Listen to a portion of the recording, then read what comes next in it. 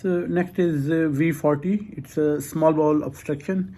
You are called to see a 65-year-old female with a history of colicky abdominal pain, distension, and feculent vomiting. She has undergone a total hysterectomy and bilateral oophorectomy and en-bloc Hartmann procedure for gynecological malignancy 2 years previously. There has been no output from her colostomy for last 24 hours. What is causing her symptoms?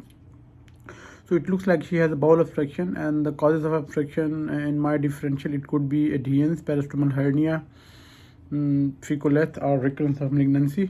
How would you manage her? I would take a history and examine her, and I will ask her nil by mouth, IV fluids, catheter, correct electrolytes, and if no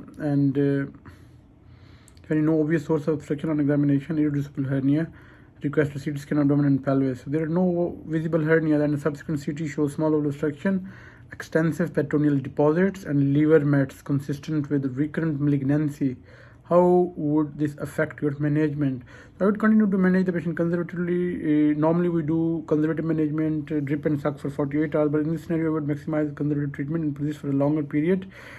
Because it's a multi-level obstruction in the presence of extensive peritoneal disease, therefore it is less likely to amenable to surgical intervention.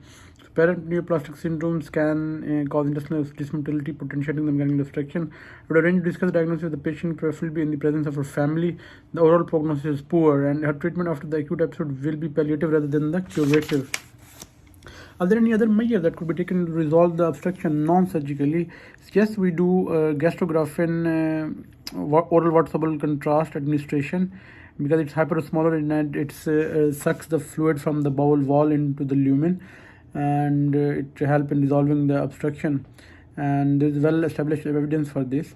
And the second option is passage of a Foley's catheter into the colostomy or the stoma to decompress distally.